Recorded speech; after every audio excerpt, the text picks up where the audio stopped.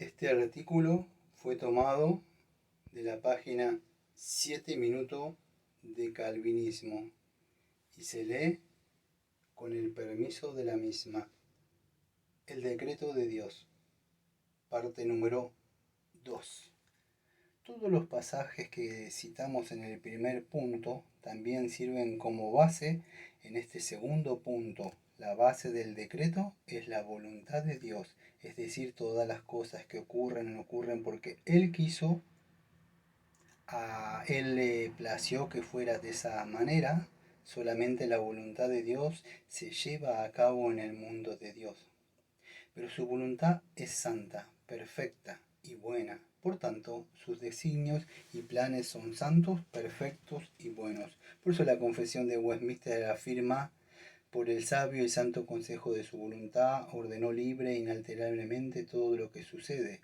Su decreto eterno se basó en su consejo y en su voluntad, la cual es sabia, santa, libre y inalterada. Esto significa, y basándonos en el párrafo 2 del capítulo de la Confesión de Westminster que ya citamos, que Dios decretó todas las cosas no porque las previó, sino porque así lo quiso. Lo que ocurre en la historia no son los planes que Él decretó basado en lo que previó que ocurriría, sino lo que ocurre en la historia se basó en su santa voluntad. Es decir, Dios conoce el futuro no porque lo prevea, sino porque lo decreta. La omnisciencia de Dios no se basa en prever el futuro, sino en que todo lo que ocurre en la historia Él lo ha decretado. Sostener la previsión del futuro es negar la omnisciencia, porque si Dios tiene que prever el futuro, entonces tiene que aprender del futuro y por tanto no es omnisciente. Pero aún más, si Dios tiene que prever el futuro, ¿quién decretó esos posibles eventos futuros que Dios tiene que prever, conocer? Esto trae serios problemas filosóficos. Dios conoce todas las cosas porque Él lo decretó. Dios conoce el futuro porque Él lo decretó. Su decreto se basa entonces no en su previsión, sino en su santa y sabia voluntad. 3. Aclarando cuestiones sobre el decreto. Podríamos profundizar mucho más en esta doctrina, pero no tenemos el espacio para hacerlo. Sin embargo, espero haber sido lo suficiente claro para exponerlo. Los lectores pueden tomar este escrito como una introducción a la temática e ir a los libros de los autores que he citado por complemento, pero no podemos terminar sin responder a las dos frecuentes objeciones que se levantan en nuestras mentes cuando escuchamos esta doctrina. 1. ¿Y qué de la libertad humana? 2. ¿Entonces Dios es el autor del pecado? La primera objeción es como sigue: si Dios decretó todas las cosas, entonces ¿dónde queda la libertad humana? ¿El libre albedrío no existe? La Confesión de Westminster es útil para resumir esto y ni hace violencia al libre albedrío de sus criaturas, ni quita la libertad ni contingencia de las causas secundarias, sino más bien las establece. En otras palabras, Dios decreta todas las cosas y a la vez nosotros actuamos libremente. En el plan de Dios funcionan perfectamente el decreto determinado de Dios junto a la libertad de las criaturas. Esto es lo que se llama compatibilismo, es decir, que hay compatibilidad entre una idea y la otra.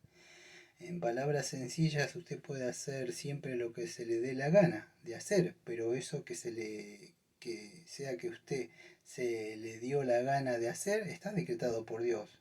Usted nunca escapará del decreto, de tal manera que actuamos libremente, pero nunca actuamos en contra del decreto de Dios, sino más bien conforme al decreto. Las escrituras nos presentan tanto la libertad de las criaturas como el decreto de Dios. El hombre posee libertad, es responsable por todos sus actos, y Dios es soberano y ha decretado todas las cosas. Parece contradictorio y es difícil de resolver, pero no es contradictorio, y en Dios estas dos verdades funcionan paralelamente. Son dos líneas que van paralelas de la mano hasta la eternidad. Luis Berkhoff se afirma que no concuerda con la libertad moral del ser humano. Si Dios no ha decretado todo lo que el ser humano hace, entonces forzosamente actuará como actúa, por lo tanto no podríamos hacerlo responsable de sus acciones.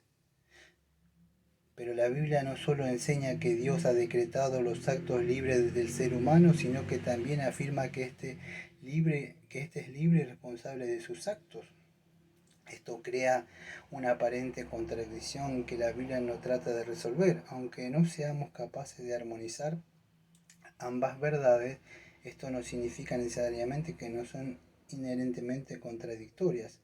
Algunos conciben el libre albedrío de la forma que lo hacen incompatible con el decreto divino, pero dicha concepción no representa adecuadamente al ser humano como un agente libre.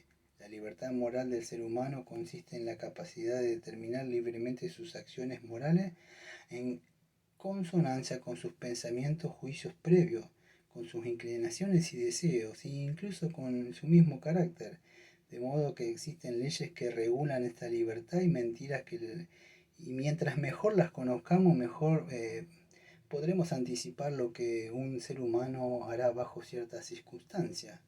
Dios comprende totalmente estas leyes y por eso no sorprende que Él sea capaz de determinar acciones futuras del ser humano sin violar su libertad moral, aunque no entendamos plenamente cómo puede ocurrir esto. Un segundo problema que surge de esta doctrina parece surgir que Dios es el autor del pecado. La objeción es como sigue. Si Dios decretó todas las cosas, entonces también decretó el mal. Porque el mal ocurre, por tanto, Dios es el autor del mal y del pecado. Podemos resolver sí y no.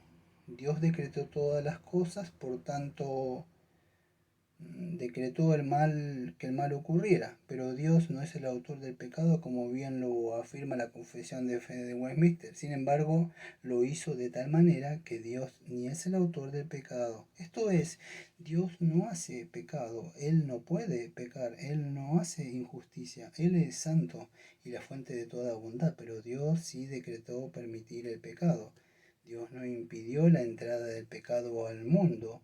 De esta manera, Dios decretó el mal, porque decretó no impedirlo, pero Dios no es el autor del pecado, porque Dios no hace mal. En otras palabras, el decreto de Dios sobre el pecado es un decreto permisivo. Dios decretó permitir la entrada del pecado al mundo sin ser el autor del pecado.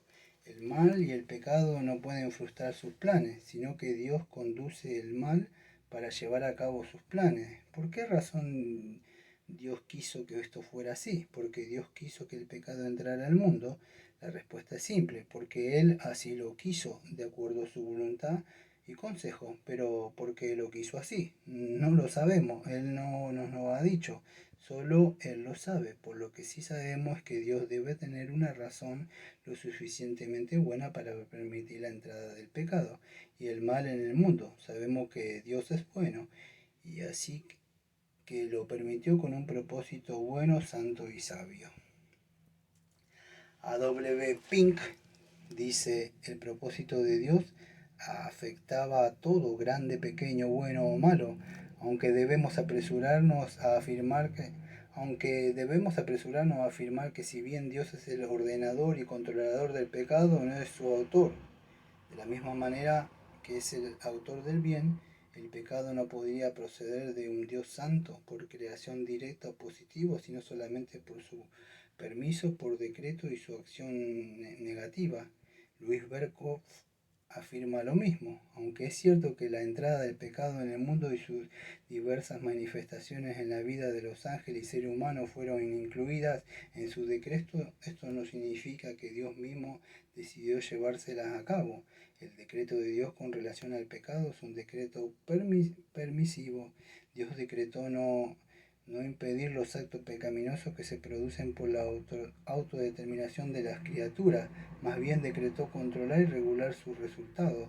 Y concluye: reconocemos que lo considerado anteriormente no resuelve la dificultad.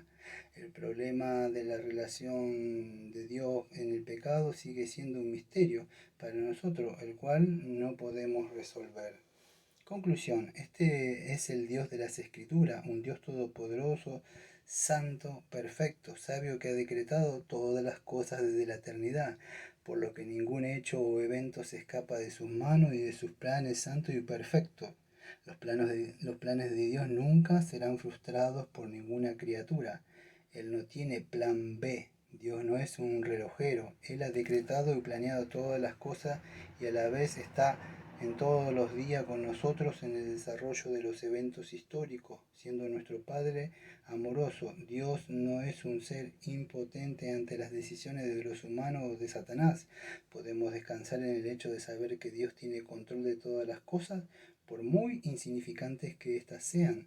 Descansar en el control de este Dios al que nadie puede frustrar sus planes es lo que cualquier persona con entendimiento debe hacer, y más sabiendo que aunque pasen cosas malas o pecaminosas como Dios así lo permitió en su decreto, podemos tener la certeza de la que hablan los siguientes versículos. Génesis capítulo 50, 20. Vosotros pensaste mal contra mí, mas Dios lo encaminó a bien para hacer lo que vemos hoy, para mantener en vida a mucho pueblo. Y Romanos capítulo 8, versículo 28. Y sabemos que los que aman a Dios, todas las cosas les ayudan a bien, estos a los que conforme a su propósito son llamados.